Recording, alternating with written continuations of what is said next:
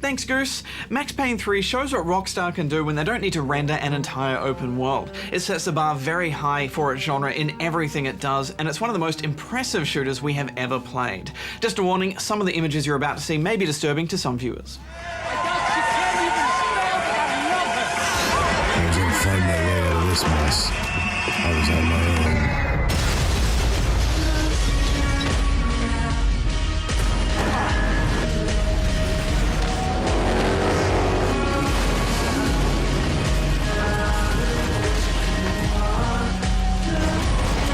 Put the guns down!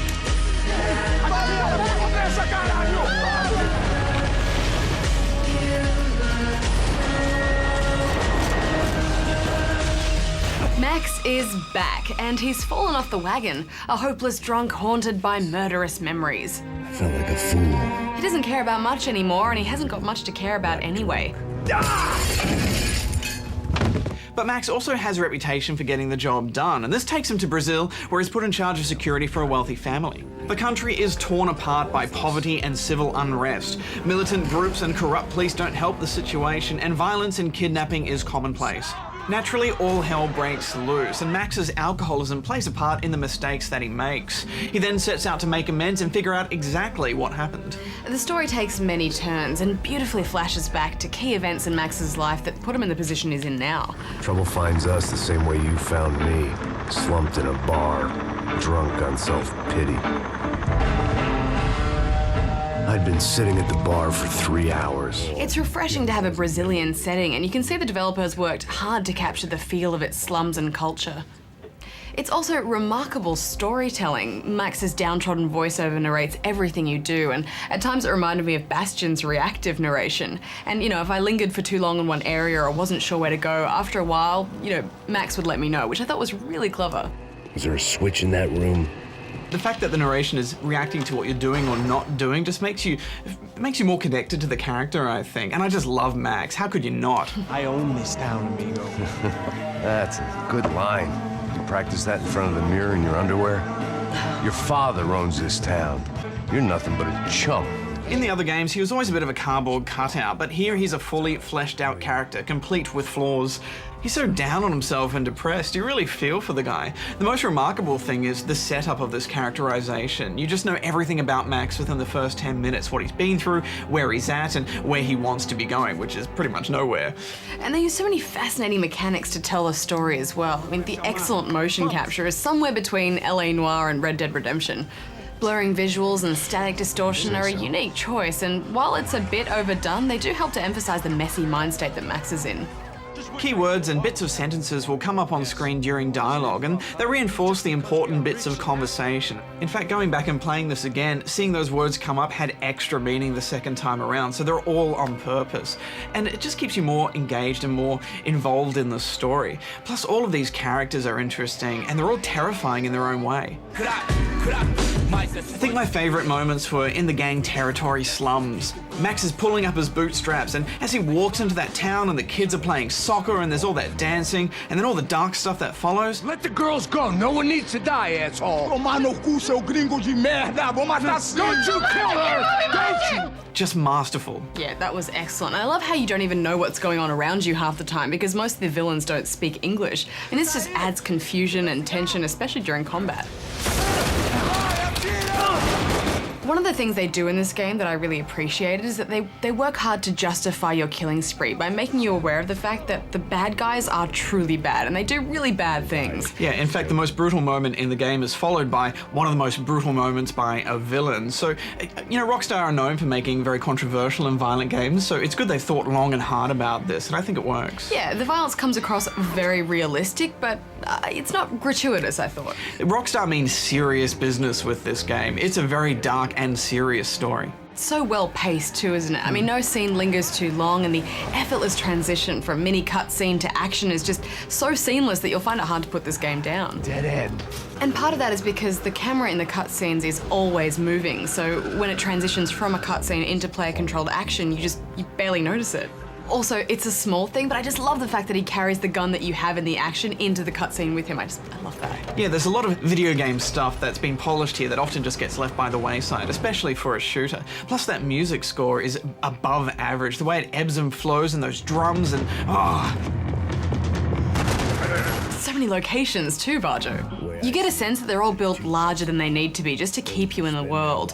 Each chapter also feels really different, but is entirely self-contained. And this is by no means a short game either. Yeah, and the way that they've set up these chapters and structured them, and the way they've made this world look so beautiful, it's got me really excited about GTA 5, actually, because I was a bit, where can they go from here with that? But now I'm like, oh, it's gonna be good. Plus, I think they've really improved the writing too, you know, from the below average cliches of GTA 4 to the often inspired Red Dead Redemption to this, which is a truly harrowing personal tale for Max. So I guess I've become what they wanted me to be. A killer. Some rent-a-clown with a gun who puts holes in other bad guys. But we should move on to the action. Max is good at two things: jumping from side to side in slow motion and shooting dudes till they're dead.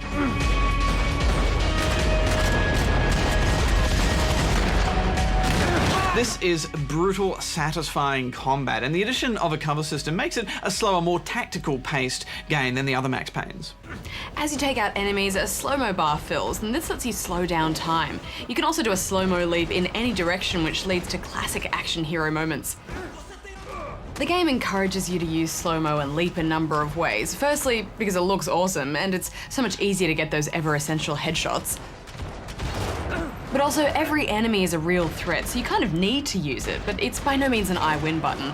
A few bullets and you're dead, and your health doesn't regen. You'll have to hunt for old-school painkillers to stay alive. You know, I love the difficulty challenge, Barjo, but I have to admit I missed that health regen a little bit. No, I didn't miss it at all. Yeah, you die so easily, and there were a few checkpoints that frustrated me when I thought I was in the clear, and then one last dude came around the corner and took me out. That's what I love about it, because when you die, it's only your own fault. I can't tell you how much I loved leaping about Hex, watching bullets fly overhead and around you, just missing, changing and reloading weapons in midair, and then continuing to fire while still on the ground. I especially love the aftermath after you've landed on the ground and you're just staying there and still shooting dudes and hoping that someone's going to poke their head out so you can take out one more before risking getting up and getting back into cover. Oh, it just feels so real, doesn't it? Although sometimes your action leaps don't always go to plan.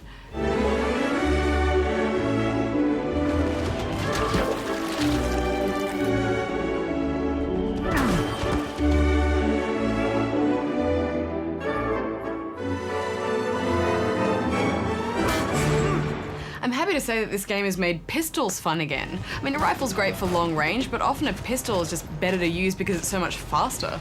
I also liked how Max holds a big gun in one hand while he fires with another. There's no slinging on the back or holding 20 guns at once here. You'll often need to make a break for some ammo, and everyone knows the best way to pick up a gun is to combat roll over it. Yeah.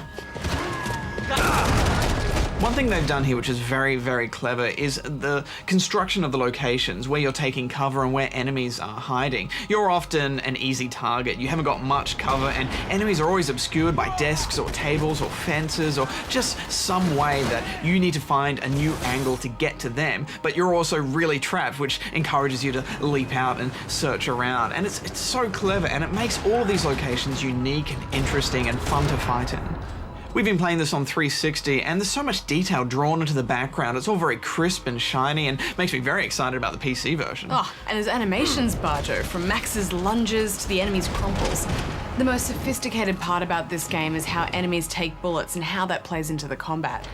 If you shoot someone in the neck or leg, blood will gush out. They might grab it and stumble. Ragdoll is near perfect, and often humorous, especially as they fall downstairs. I mean, heads have multiple entry and exit wounds. It's all very brutal and unnervingly realistic. I was also happy that later on when you start facing some tougher goons that have Kevlar, that it never felt like they took too many bullets to go down, which is a bit of a pet hate of mine. Uncharted. I love all the decisions that go through your head in any given firefight, especially on the harder difficulties. You need to make a choice of whether you're going to go for that headshot or lay down some blind fire so the enemies take cover so you can try and pick someone off, or use your precious slow-mo to thin the herd. It's exhilarating just running and gunning it too, but basically if there's 3 enemies in a room and they're all pointing their guns at you, not even slow-mo will stop you getting holes in your face. I love all the combat targeting options as well, Barjo. I mean, you can turn on free fire or soft or hard lock on targeting, and there are even more specific options that you can go through to really, tailor this to your combat style. Yeah, every shooter should have all of these options. They've taken the best parts of the gunplay from Red Dead Redemption and GTA 4 and combined them with Max Payne mechanics to make for a perfect bullet storm. Absolutely, and I just love this AI hex. The enemy reacts to your presence better than most shooters out there. They'll blind fire, they'll take cover, they'll flank you without resorting to using grenades to displace you. There were a couple of moments where it looked like the game was going to have a stealth section, but they never played out, which was a shame. You just feel like an action hero with Max Payne 3, and it's about those little moments. The last stand where you have one bullet to save your life, or those moments where you're forced into melee, which is a very brutal finisher, by the way. And you're pinned down so much, you're often run out of ammo, and I like how when you go and do that melee kill, if you're out of ammo, you take their gun, just like Uncharted. But we should talk about the multiplayer. There's your standard modes, plus some objective-based maps. We haven't unlocked that much yet, but it's hard going for the first few hours. There's a decent perk system in there called bursts too, which you activate in-game. Although the spy perk that makes you look like the opposing team's a little bit overpowered. Yeah, that drove me nuts. I didn't like the maps though. I thought they were all just a bit too small and a bit bland compared to the rest of the game. I found with less players, it was actually more fun. It is growing on me over time though, and we haven't unlocked all the maps and modes yet. One thing they have introduced into the multiplayer is bullet time, which reminded me a lot of this awesome Matrix mod called the Specialist for Half-Life.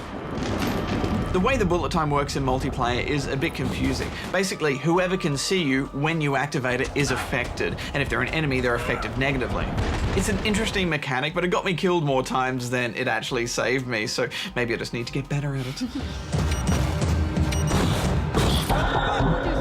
Final thoughts, Hex? Well, for me, it was just the work and the detail they put into those characters. Even the vapid, horrible ones that you hated, you know that there's real people out there like that. And I just got so drawn into their story and I couldn't put this down.